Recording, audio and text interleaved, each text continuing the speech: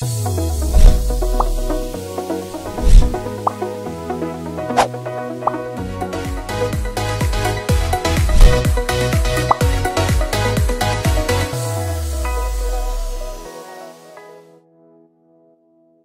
afternoon. So we will continue with another lesson. And before we start, please make sure that you have the textbook with you and something to take notes with. Chúng ta sẽ tiếp tục bài học tiếp theo, và trước khi bắt đầu thì các em cần chuẩn bị sẵn sách giáo khoa, bởi vì đây là một cái bài đọc nên các em sẽ cần sách để các em đọc bài đọc trong sách. So have you got the textbook with you? Các em đã có sách chưa nào?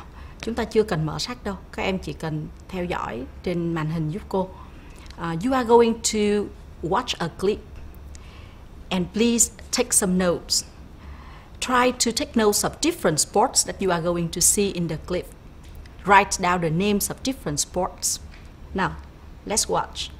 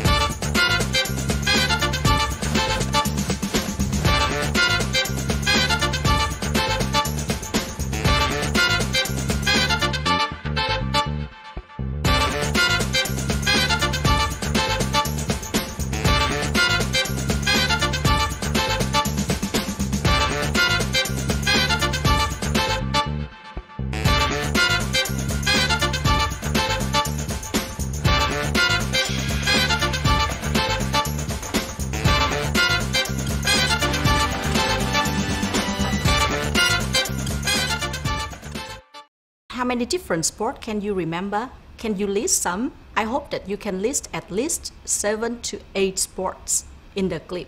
Now, can you open your book to page 129? You are going to listen and read at the same time. And please answer the two questions. Number 1, what sport is mentioned in the text? This sport is also included in the clip that you have just seen. And number 2, what can be learned about the sport from the text? A, the best players. B, the basic rules. C, the effective strategies. Choose one of the three as the main ideas of the text. Okay, now let's listen and read at the same time. Water polo is played in a pool 1.8 meters deep, 30 meters long, and 20 meters wide, with a goal 3 meters high and at least 0.9 meter above the water. The goal is marked by vertical posts, a crossbar, and a net. There are 7 players per team, 6 swimmers, and a goalie. The home team wears white caps, the visiting team blue ones, and the goalies wear red caps with the number 1 in white. Like football, the game begins with the ball in the center of the pool, and both teams sprint for it from their own goal lines. The ball can be advanced by passing with one hand or swimming with the head above the water and the ball between one's arms so it rides on a wave created by the swimmer's head. No player except the goalie can hold the ball with both hands. Defensive players are not allowed to interfere with the opponent's movements unless the player is holding the ball. Major fouls are penalized by 1 minute in the penalty box, and a player is ejected after committing 5 personal fouls. For minor fouls, such as holding or punching the ball, a free throw is awarded from the spot of the foul. At least 2 players must touch the ball after a free throw before a goal can be scored. A game is divided into quarters ranging from 5 to 8 minutes in length. After a tie, there are 2 overtime periods of 3 minutes each. If the game is still tied after the overtime periods, 2 teams continue to play 3-minute overtime until the referee's decision is made. So you have just read the text, and in order to identify the main ideas of the text, we have to apply the strategy skimming again. Để chúng ta có thể tìm được ý chính của bài đọc này, chúng ta lại tiếp tục áp dụng cái biện pháp skimming, tức là chúng ta đọc nhanh, đọc lướt để lấy ý chính của cả bài. Thì câu hỏi đầu tiên chúng ta rất là dễ để trả lời. What sport is mentioned in the text? What is your answer? The answer is water polo. This answer can be based on the title of the passage, and it can also be based on the photo on page 128. So that is the first question. And the second one, what can be learned about the sport from the text? You can find some information from the text about the number of players, about the pool, about different rules. Okay, so the answer here is the basic rules of the sport. And the answer is B. We choose B. We do not have the best players here. We do not have any information about the best player of water polo, or we do not see any strategies while playing water polo. And our answer to the second question is B, the basic rules. Our lesson today, Unit 12, water polo. Okay. And before you read the text again, I would like to introduce some new words. Please take notes. These are very important words, and you need these words in order to understand the text. Sau đây thì chúng ta sẽ có một số những cái từ mới trong bài và các em cần ghi chú để các em có thể hiểu rõ cái bài đọc này hơn. The first word, opponent. For the word opponent, stress is on the second syllable. Với từ này thì các bạn nhớ giúp cô là dấu nhấn rơi vào vần thứ hai. Opponent is a person that you are playing or fighting against in a game, a competition or argument. Tức là đây là đối thủ của mình. Đó là đối thủ trong một cái môn thể thao, trong một cái cuộc tranh cãi, tất cả đều gọi là opponent. The team's opponents are unbeaten so far this season. Unbeaten có nghĩa là chưa từng được đánh bại. Khi các bạn muốn nói đánh bại ai thì các bạn sẽ dùng beat somebody. Đây cũng là một cái ý các bạn cần ghi chú thêm. Chúng ta sẽ nói beat somebody chứ không phải là win somebody nhé các bạn nha. Các bạn có thể dùng beat somebody, defeat somebody, nhưng chúng ta tuyệt đối không nói là win somebody. Chúng ta sẽ nói win something. Như vậy từ đầu tiên của chúng ta là từ opponent, dấu nhấn ở vần thứ hai và nó mang nghĩa là đối thủ. Now let's move on to the second word. This time we have a verb, to eject. To eject, the stress is on the second syllable. Dấu nhấn rơi vào vần thứ hai. Động từ thì thường dấu nhấn rơi vào vần thứ hai. Và động từ eject nó mang nghĩa là buộc ai đó phải ra khỏi một cái nơi nào, một cái vị trí nào. Ví dụ như trong môn thể thao thì to eject a player thì sẽ mang nghĩa là mời cái vận động viên đó ra khỏi, tức là không được thi đấu tiếp. Police ejected a number of violent protesters from the hall. Câu ví dụ này mang nghĩa là cảnh sát yêu cầu những cái người biểu tình quá khích phải đi ra khỏi cái sảnh.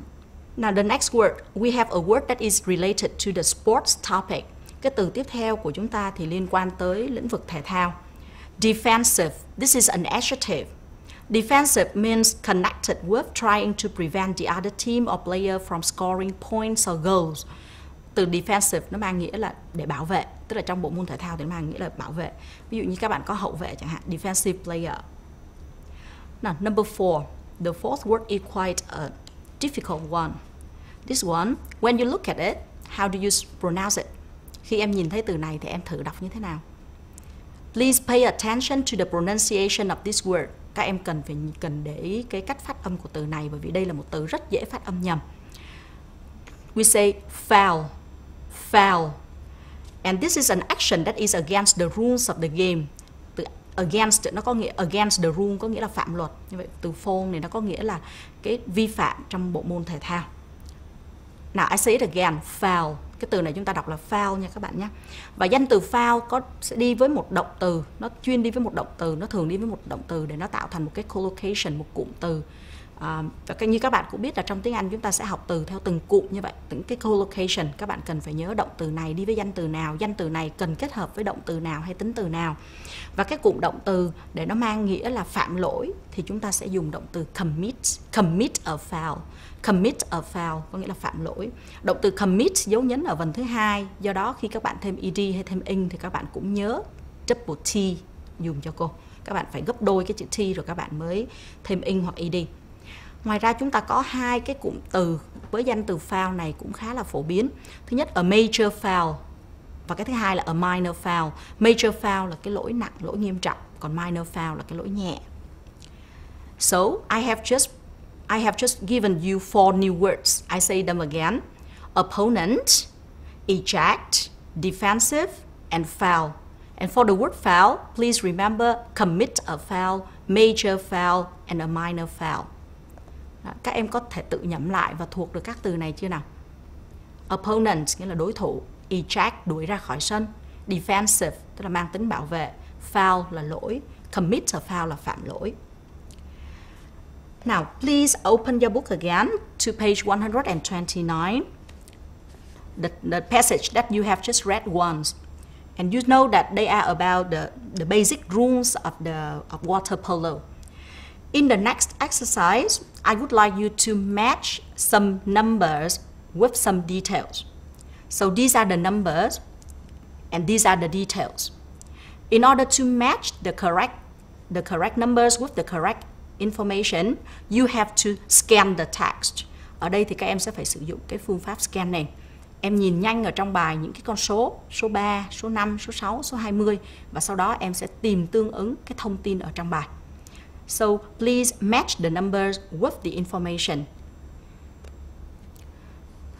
Đối với dạng bài này thì các em nhìn ở trong bài, khi các em nhìn vào trong bài đọc thì các em có thể nhận diện những con số rất là nhanh. Đó là mình chỉ việc lướt mắt qua là mình có thể thấy được số 3, số 5, số 20 ví dụ như vậy. Và sau đó sau khi mình khoanh vùng cái số đó rồi, mình xác định vị trí của con số đó thì ngay lập tức mình nhìn cái thông tin kế bên để mình có thể chọn được cái thông tin đúng. Now let's check the answers. So the first one, 3 meters. We have 3 meters. 3 meters is the height of a goal. In water polo, you know that they have a goal, and the height of the goal is 3 meters. Cái này là height là cái chiều cao các bạn. 3 mét là cái chiều cao của cái khung thành bộ môn này. What about 3 minutes? Khi các bạn thấy từ minutes thì các bạn sẽ thấy đây là thời gian rồi đúng không nào? Ok. Và 3 minutes này thì nó sẽ nằm ở cuối của bài, ở đoạn cuối cùng luôn các bạn, tức là ở đoạn số 6. 3 minutes is the length of an overtime. An overtime. Please pay attention to the word overtime. It has the stress on the first syllable. Overtime. Cái từ overtime này cô xin mở rộng một chút là nó có cái phần dấu nhấn ở phần thứ nhất, cũng là một cái các bạn dễ nhầm lẫn. And next you have the number 5. So what is your answer? 5. This is the maximum number of personal fouls a player can commit. And this information is in paragraph 4. Cái thông tin này nó nằm ở đoạn số 4 nha các bạn nha. Đoạn số 4 câu cuối cùng. Rồi, a player is ejected after committing 5 personal fouls. Tức là một vận động viên sẽ bị đuổi ra khỏi sân. Các bạn sẽ bị đuổi ra khỏi trận đấu nếu như mà phạm 5 lỗi. Như vậy là 5 là cái số lần phạm lỗi nhiều nhất mà vận động viên đó có thể thực hiện. And then next we have number 6, số 6. Thì chúng ta chỉ còn 2 lựa chọn thôi. Number 6, các bạn chọn được cái gì không nào? 6. Cái từ này thì cái số này thì nó hơi khó hơn một chút, tại vì người ta không viết số như những cái như 3 câu đầu nữa, mà bây giờ người ta viết thành chữ là từ 6. Thì cái từ này nó nằm ở đoạn số 2 đó nào. Và chúng ta có 6 is the number of swimmers in a team. Okay, it is on the first line of paragraph 2. Nó nằm ngay dòng đầu tiên của đoạn thứ 2. And we have 20 meters. 20 meters is the length of the pool. Và 20 mét, cái con số 20 mét thì nó chỉ về cái chiều dài của cái hồ khi cho cái bộ môn này. So we have finished another comprehension exercise for this reading passage. Now let's move on to the next one. Chúng ta sẽ chuyển sang bài tiếp theo. Now in this exercise is from task 2 on page 130. Cái bài tập tiếp theo này chính là tương ứng với cái bài số 2 ở trang 130 sách giáo khoa. Các bạn có thể mở trang 130 sách giáo khoa để các bạn làm ngay trực tiếp vào trong sách giáo khoa của mình. So you are going to complete the sentences with information from the text. Các em sẽ cần lấy những cái thông tin ở trong bài để điền vào những cái ô trống này. Có thể đó sẽ là những con số, hoặc là có thể đó là một cụm từ. Khi các em thực hiện bài này, đây cũng chính là việc các em cần phải scanning, em phải tìm cái thông tin, xem xác định coi nó ở vị trí nào trong bài, và chúng ta khoanh vùng rồi chúng ta đọc tập trung vào cái vị trí đó, và sau đó là chúng ta sẽ lấy thông tin mình cần. I hope that this does not cause too much trouble for you. Now, we are going to check the answers together. I will go one by one. Now, for number 1, water polo is played in a pool. What is your number here? It's played in a pool 1.8 meters deep. And what about the length? 30 meters long and 20 meters wide. Okay. Now, let's move on to the second one. The home team wears white caps, the visiting team wears blue caps, and the goalie wears red caps. Okay, you can see the information is from paragraph number 2. Now, let's move on to number 3. Both teams sprint for the ball from their own. Okay, what paragraph is it? We will take information from paragraph number 3, line number 4. Sprint for it from their own goal lines. And it here means the ball. And we say goal lines. We use goal line to complete number 3. Now, number 4. A free throw is awarded for minor fouls, such as, and the information is from the 5th paragraph, right? So, from the 5th paragraph, you say for minor fouls, such as holding or punching the ball, a free throw is awarded. So here we will write down holding or punching the ball. And the last one, a game is divided into quarters ranging from, okay, động từ range thì nó mang nghĩa là dao động, thay đổi từ đâu đến đâu. Và ở đây thì câu trả lời của chúng ta sẽ là ranging from 5 to 8 minutes. I hope that you have got many correct answers for this exercise. Now let's move on to the next exercise, the next task. Trong bài tiếp theo thì các em sẽ quyết định xem các câu này là true hay là false hay là not mentioned. There are 6 statements. Ở trên màn hình các em có 6 câu phát biểu. Em sẽ dựa vào những thông tin ở trong bài để quyết định xem những câu nào là true, câu nào là false và câu nào là not mentioned. Okay, now please do it. When you read the statements, make sure that you identify the key words.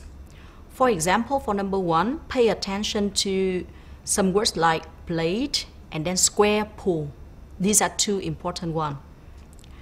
Trong cái câu đầu tiên thì các bạn cần chú ý là cái từ mà đặc biệt ở đây là cái từ square pool, là một cái hồ hình vuông. Square là hình vuông. Play là cái động từ này, nó có nghĩa là tức là môn thể thao này được chơi ở một cái hồ hình vuông. Và như vậy chúng ta sẽ xem thử coi là câu này là đúng hay là sai. Ở cái đoạn đầu tiên thì các bạn sẽ thấy nó có chiều dài là 30 m và một cái chiều rộng là 20 m. Thì như vậy cái này nó sẽ không phải là một hình vuông. This is not a square pool, this is a rectangular. And this statement is false. Câu này chúng ta sẽ xem là sai. And the next one, there are 14 players in play in a game of water polo. Ở câu này thì chúng ta sẽ cần chú ý đến con số 14. Có tổng cộng là 14 vận động viên ở trong một cái game of water polo, tức là trong một cái cuộc chơi. Thì như vậy chúng ta sẽ nhìn ở đoạn số 2, người ta nói there are 7 players per team. Tức là mỗi đội thì sẽ có 7 player, và như vậy chúng ta có 2 đội. Thì vậy câu này sẽ là true, 14 players. Now number 3, at the start of the game. At the start of the game. Trong cái câu phát biểu này chúng ta có từ at the start. Tuy nhiên ở trong bài đọc thì các bạn sẽ không thấy từ start mà các bạn thấy từ begin. Thì các bạn sẽ biết rằng là từ start và từ begin là hai từ đồng nghĩa. Như vậy đây chúng ta cũng sẽ lấy thông tin ở đoạn số 3. The game begins with the ball in the center of the pool and both teams sprint for it from their own goal lines. Như vậy với cái câu số 3 này, với cái câu phát biểu số 3, người ta lại nói là players of the two teams are in the center of the pool. In the center of the pool thì center này là thông tin sai. They are from their own goal lines. Hồi nãy cái bài điền từ hồi nãy chúng ta cũng thấy là họ bắt đầu từ cái goal lines của họ. Nên câu này là false. Now next, number 4. Defensive players can prevent an opponent's movement when he has a ball in hand. Trong câu này thì các bạn thấy có những cái từ hồi đầu giờ chúng ta có nhắc tới defensive players, hậu vệ này. Rồi opponent là đối thủ. Rồi when he has a ball in hand. Thì câu này các bạn sẽ nhìn cho cô ở đoạn số 4. Defensive players are not allowed to interfere with the opponent's movements unless the player is holding a ball. Như vậy là được phép nếu như mà cái người kia đang giữ banh. Thì câu này của chúng ta sẽ là true. Now number 5, a quarter of the water polo game lasts 8 minutes at most. Trong này thì các bạn sẽ có những cái thông tin nào là cái thông tin chính chúng ta cần để ý để quyết định câu này đúng hay sai hay là not mentioned. Thứ nhất là các bạn có 8 minutes, 8 phút. Thứ hai là cái từ quarter. Và tiếp tục là cái từ at most. At most có nghĩa là nhiều nhất. Thì chúng ta nhìn ở cái câu dòng đầu tiên của đoạn cuối cùng. A game is divided into quarters ranging from 5 to 8 minutes. Như vậy dao động từ 5 cho đến 8 thì có nghĩa là cái nhiều nhất sẽ là 8 và câu này của chúng ta là true. And the last one, most water polo games end in ties. Các bạn có những từ quan trọng là từ most, phần lớn, đa số. Đa số những cái cuộc thi đấu này đều kết thúc là ties. Ties là những trận hòa đó các bạn. Thì các bạn nhìn cho cô ở cái đoạn cuối cùng. After a tie, tức là ở đoạn cuối cùng người ta có nhắc tới cái từ tie là những cái trận hòa. Tuy nhiên là chúng ta sẽ không có cái thông tin là most chúng ta không biết được là có phải phần lớn đều kết thúc như vậy hay không. Người ta chỉ nhắc tới là khi mà có một trận hòa thì tiếp theo sẽ có overtime. Chứ chúng ta không biết được rằng là bao nhiêu phần trăm, bao nhiêu cái trận water polo game sẽ kết thúc bằng những cái trận hòa. Nên câu này chúng ta sẽ để là not mentioned. So out of 6 statements, how many correct answers did you get? Như vậy là các em được bao nhiêu câu trả lời đúng rồi? Chúng ta vừa mới qua khoảng 3 bài tập để mà chúng ta kiểm tra cái phần đọc hiểu của mình đối với cái bài ở trang số 129. Tiếp theo thì các em tạm thời chúng ta sẽ gấp sách lại và chúng ta theo dõi cái hoạt động tiếp theo. Okay, now please close your books and look at the screen. I'm going to give you some logos and some events, some sports events. These are the events, these are the sports events, and these are the logos. Can you match the sports events with the logos? Do they look familiar? Now the first one, the 2010 Asian Games. The 2010 Asian Games. What logo is it? Which one? It goes with the third one. Do you know where this Asian Games took place? It was also in your textbook in grade 11. I hope you still remember it. It's in Guangzhou, right? And the next one, the 2020 Olympic Games. It is going to take place, right? So, which logo is it? This one. It is the Tokyo Olympic Games. And we hope that it takes place as scheduled. The next one, the 2018 FIFA World Cup. What is it? What logo is it? This is quite easy for you to recognize, right? This one, the last one, and it was in Russia. The next one, the 22nd SEA Games. Which logo is it? This is the first one, right? And we have the last one, the last event, the F1, and its logo is like this. Quite easy for you to recognize, to match. So these are the 5 sports events with the 5 logos. Now, please open your book. Okay, I would like you to open your book to page 139. Cô mời các em mở sách trang 139. Mở sách trang 139. Chúng ta có cái bài đọc của bài 13. Bài 13 và bài 12 cùng một chủ đề sports. Và chúng ta cùng chuyển sang cái phần bài đọc này. So, these are the sports events that we have matched with the logos. Can you listen and read at the same time? And then you will identify the sports event that is mentioned in the text. Bây giờ chúng ta sẽ cùng nghe và cùng đọc cái bài đọc ở trang 139 và xem là cái bài đọc này đang nhắc về đến cái sự kiện thể thao nào. Mời các em. The 22nd Southeast Asian Games were held in Vietnam from the 5th to 13th of December, 2003. Although it was the first time Vietnam hosted such a big sports event, the Games were a great success. The Games really became a festival that impressed sports enthusiasts with its spirit, solidarity, cooperation for peace and development. Athletes from 11 participating countries competed in 32 sports and 444 gold medals were won. Some teams, such as table tennis, badminton, karate, volleyball, basketball, and wrestling, were composed of top competitors in the region. Many games records were closed to international levels. Vietnam won 158 gold medals to finish at the top of the Southeast Asian Games medal standings. Thailand was ranked second with 90 golds, and Indonesia was third with only 55 golds. Singapore and Vietnam were the two nations that had participants who were presented with the most outstanding athlete titles in the swimming and shooting events. The Vietnamese women's football team successfully defended the SEA Games title. The men's football team won a silver medal. In other sports such as karate, athletics, bodybuilding, and wushu, the young and energetic Vietnamese athletes performed excellently and won a lot of gold medals. Vietnam's first-place finish was not surprising. Firstly, to prepare for the 22nd SEA Games, Vietnam carried out an intensive program for its athletes, which included training in facilities both home and abroad. Secondly, with the strong support of their countrymen, the Vietnamese athletes competed in high spirits. The country's success has proved that Vietnam can organize sporting events on an international level. A plan has been proposed for Vietnam to host the Asia Sports Games at some point in the future. On the screen, you have 5 statements, and I would like you to identify the wrong information and give the correction. Để làm bài này thì các em cũng cần phải xác định những cái thông tin các em đọc, và ví dụ các em đọc cái câu phát biểu rồi các em xem thử xem là có những cái keywords nào, sau đó chúng ta tìm vị trí ở trong đoạn văn và chúng ta sẽ tìm cái thông tin đúng của nó.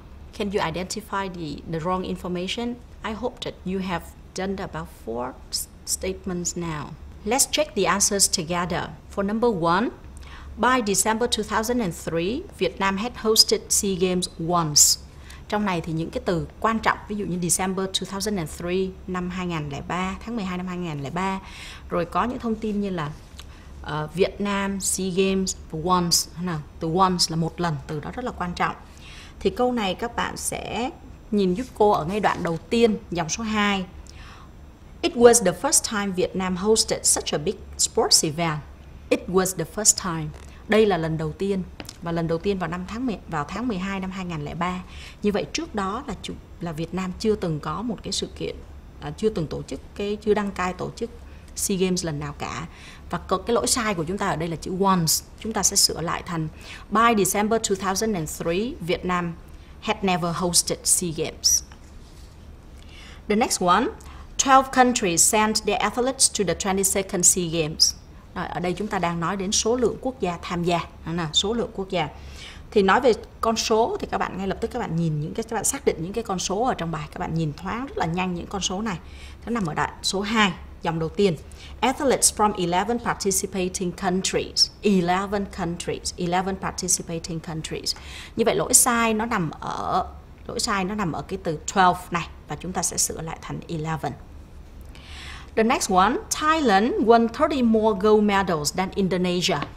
Chúng ta cần quan tâm tới 2 quốc gia ở đây, Thailand, Indonesia, và cái số lượng chênh lệch là 30. So please look at paragraph 2. We are talking about different participating countries.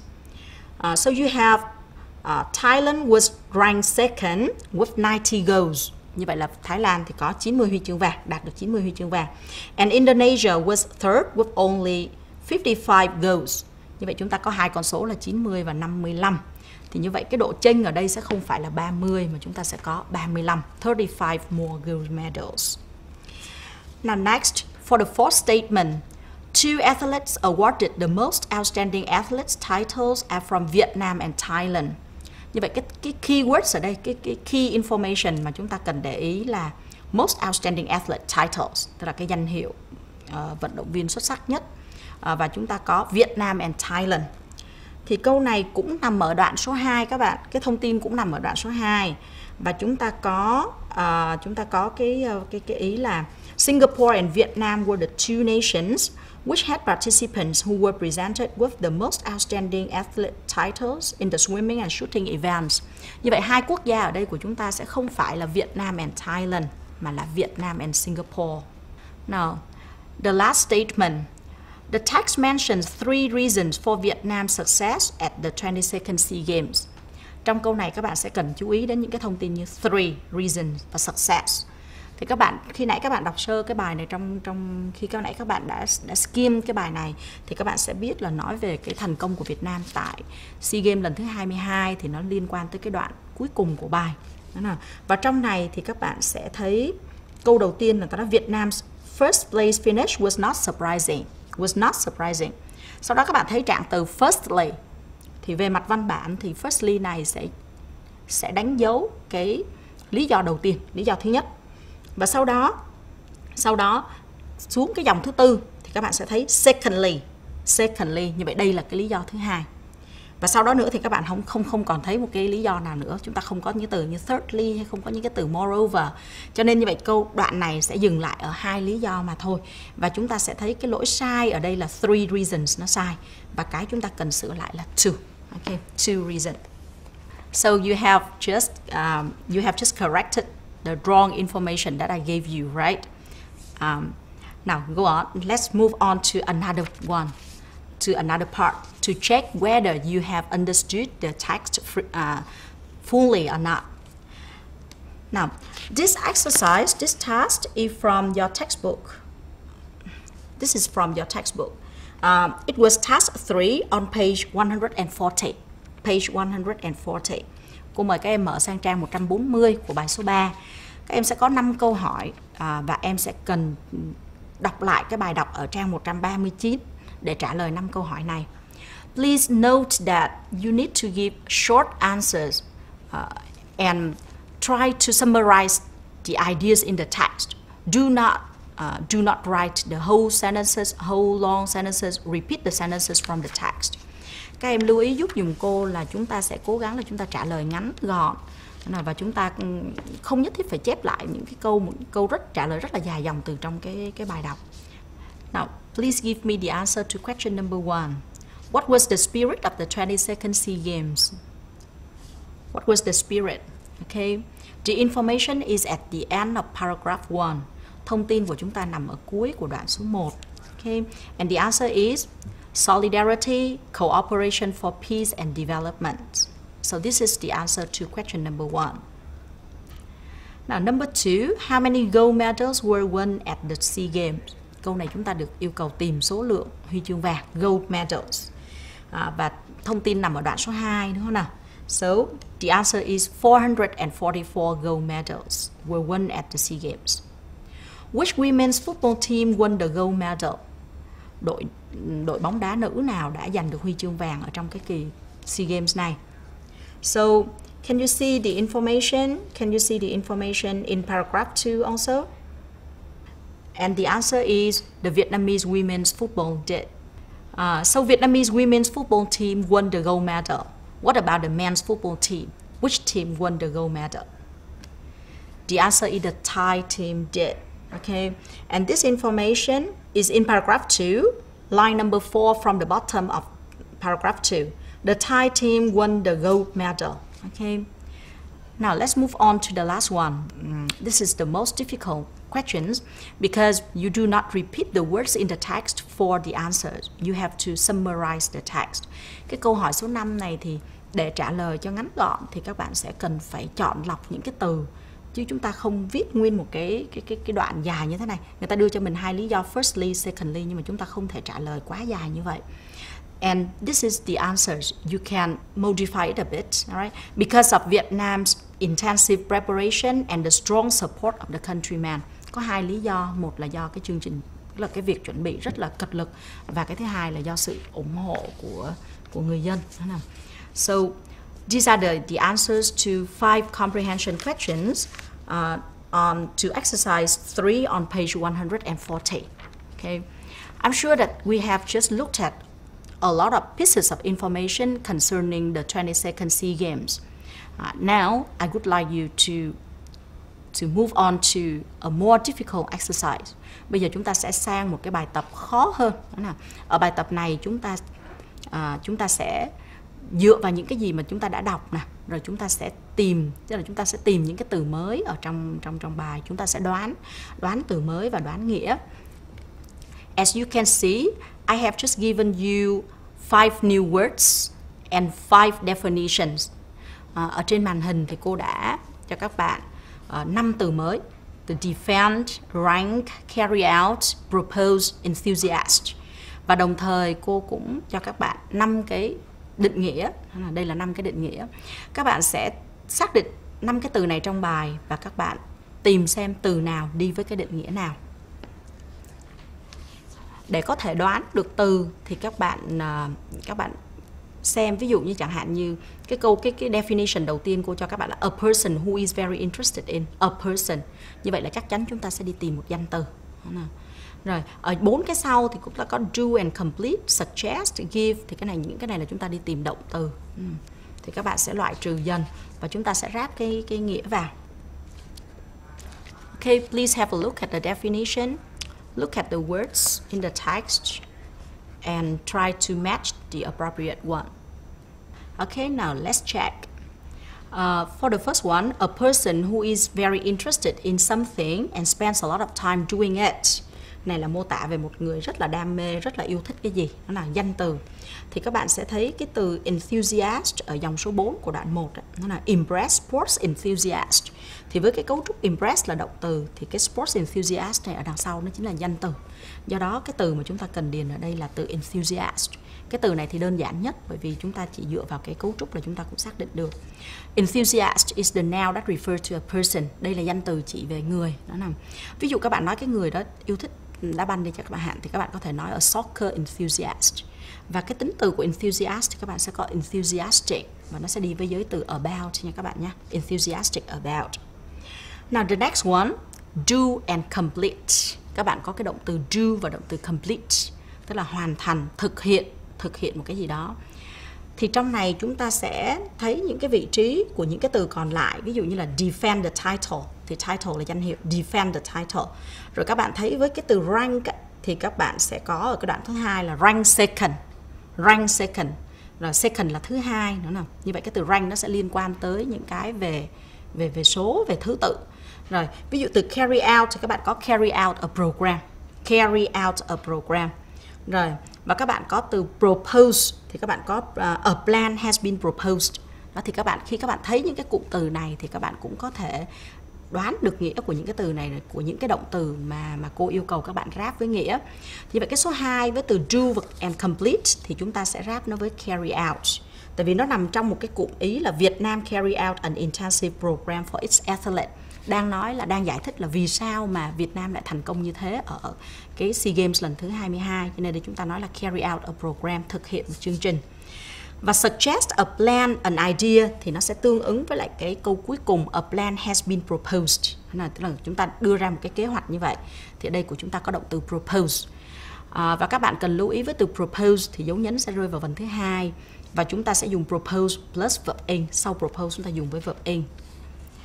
And then give somebody a particular position. Xếp ai vào một vị trí nào đó. Thì nó nằm ở trong cái cụm từ như khi nãy cô nói, nó liên quan tới cái thứ tự. Nó thứ tự. Rank second. Thì như vậy chỗ này chúng ta sẽ dùng động từ rank. Rank. Và chúng ta còn một từ cuối cùng, protect against attack or loss. Động từ protect là bảo vệ. Bảo vệ, chống lại. Bảo vệ cái sự mất mát. Đó, thì chúng ta sẽ có cái từ cuối cùng này của chúng ta là từ defend. Defend the title. Ở trong bài đó là cái cụm defend the SEA Games titles. Rồi, đây là chúng ta có 5 từ mới. Các bạn ghi chú lại giúp dùm cô ở trong tài liệu của mình. Enthusiast là một cái người yêu thích cái gì, đam mê cái gì, rất là nhiệt tình trong việc gì. Ví dụ sports enthusiast là một cái người rất là thích thể thao. Và nhớ là enthusiastic thì nó sẽ đi với lại giới từ about. Rồi chúng ta có động từ carry out. Carry out là thực hiện, tiến hành. Carry out a program. Rồi chúng ta có động từ propose. Propose là đề nghị. Propose something. Propose doing something. Ta có động từ rank là xếp hạng, thứ hạng, rank second xếp hạng 2, rank third xếp hạng thứ 3. Defend means to protect, động từ defend có nghĩa là bảo vệ, bảo vệ. So I have just asked you to get some new words. And we have also looked at the text of Unit 12 and Unit 13 already. Now it's time for some practice on vocabulary. Bây giờ chúng ta sẽ luyện tập chúng ta sẽ luyện tập những cái từ này bằng cách là chúng ta sẽ hoàn tất những cái câu để chọn từ đúng để hoàn tất những cái câu. So these are some multiple choice questions. Đây là những cái câu hỏi trắc nghiệm nha các bạn. This is the first one. These athletes are so proud of being chosen as from the country at Olympic 2012. Rồi, và chúng ta có những cái từ acquaintances, attendance, delegates and host. Thì khi đầu tiên chúng ta có từ host an event là tổ chức một sự kiện. Rồi thì như vậy chữ host này sẽ là quốc gia mới tổ chức được sự kiện, cho nên chúng ta sẽ không chọn được câu D. Rồi, câu này acquaintances ở câu A thì nó mang nghĩa là người quen, những người quen, friends, okay? Not really friends, we just know him or her only. Attendant is the person who take care of a place or of someone. Cái từ attendant này các bạn hay gặp ở trong cụm từ flight attendant là những tiếp viên hàng không. Các bạn có car park attendant là những người ở cái phụ trách những cái nơi coi xe. Nào, và câu này thì chúng ta sẽ chọn câu C, delegates. Delegate là những cái đoàn đại biểu, đó là những đại biểu. Rồi, câu C nha các bạn nhé. C is the correct answer. Now we move on to the second question. As long as we are in high something, everything will be fine in their own way. Miễn là chúng ta thì mọi thứ sẽ ổn thôi. Thì câu này các bạn, nếu các bạn nhớ một cái cụm từ ở trong bài, các bạn còn nhớ cụm từ ở trong bài thì các bạn sẽ làm được ngay. Đây là một cái collocation. In high spirits, câu D. In high spirits có nghĩa là giữ vững tinh thần, giữ cho tinh thần được vui vẻ. Chúng ta sẽ chọn câu D. Và đây cũng là một cái collocation mà các bạn cần chú ý. The next question, question number 3. This is quite an easy one. Câu này thì khá là dễ, cô hy vọng là bạn sẽ chọn được một cách dễ dàng. On her retirement, her colleagues her with a gold watch. We say award, present, we say supply, and then given. Okay. Of course, we do not choose given because we do not has or is before it. This one we need a past simple tense. So D is a wrong answer, is the wrong choice. Besides, we do not choose give because we say give somebody something. Ngoài ra, ngoài cái chuyện là sai về cấu trúc thì chúng ta cũng sẽ không chọn câu D được, bởi vì với từ give thì động từ give thì nó không đi với giới từ with. Chúng ta nhìn câu A, chúng ta có award somebody something. Động từ award thì chúng ta sẽ dùng là award somebody something, cũng không có đi với giới từ, như vậy câu này chúng ta không chọn được. Câu B, present somebody with something. Trao cho ai cái gì, tặng cho ai cái gì. Câu này là câu trả lời đúng, câu B. Câu C chúng ta sẽ không chọn, bởi vì mặc dù chúng ta có cái cấu trúc là supply somebody with something, nhưng mà về khi chúng ta ráp về mặt nghĩa thì đây nó không phải là cung cấp, đây là tặng, trao cho cái ai cái gì, thì cái nghĩa nó không phù hợp nên chúng ta sẽ không chọn được câu C. Như vậy là chúng ta đã có 3 cái câu ví dụ để mà ứng dụng, để mà thực tập những cái từ vựng mà chúng ta đã học ở trong bài. Trước khi kết thúc cái bài học thì cô cần các bạn cùng cô nhớ lại những cái gì mà chúng ta đã thực hiện ở trong cái tiết học vừa qua. Thứ nhất là chúng ta đã luyện tập một lần nữa cái thao tác skimming and scanning. Skimming chúng ta đọc nhanh để chúng ta đọc một lần đầu để chúng ta tìm cái ý chính của cả bài, và scanning là chúng ta tìm những cái chi tiết nhỏ ở trong bài. Cái này chúng ta đã áp dụng những cái kỹ thuật này qua những cái bài tập đọc hiểu. Và về những cái cụm từ cần nhớ ở trong bài thì cô cần các bạn nhớ lại giúp cô những cụm từ sau. To commit a foul. Các bạn còn nhớ cô nhắc các bạn cái vần phát âm này không nào? Commit a foul. Commit dấu nhấn vần thứ 2 nhé các bạn nhé. Defensive player, hậu vệ. Host the event là đăng cai tổ chức. Host the event. This is the verb. To sprint for something. Sprint for mean you run towards something. Này là các bạn chạy nhanh tới, các bạn lấy cái gì, chạy nhanh tới vồ lấy cái gì. And then enthusiast. Enthusiast. Từ này khi nãy các bạn đoán ở trong bài. Và ngày hôm nay chúng ta cũng áp dụng chúng ta cũng học một cái kỹ năng là guessing new words. Với một cái từ ở trong bài như vậy thì mình sẽ đoán bằng cách nào? Bằng cách mình dùng những cái thông tin xung quanh, những cái ngữ liệu xung quanh để chúng ta, rồi bằng những cái cấu trúc để chúng ta có thể đoán ra được cái nghĩa của nó một cách tương đối để chúng ta hiểu được bài, và cũng như là chúng ta trong các kỳ thi thì chúng ta sẽ giải quyết được những cái câu hỏi mà đoán từ vựng hoặc là tìm từ đồng nghĩa, tìm từ trái nghĩa. Cô hy vọng là các bạn đã nắm được những cái ý chính này trong suốt một cái tiết học vừa qua và luyện tập thật là thành thạo để chúng ta có thể ứng dụng tốt trong cuộc sống cũng như là trong những cái bài thi mà các bạn sắp sửa phải đối mặt. So I hope that you have understood quite a lot of things and you have mastered some skill, and see you again next time.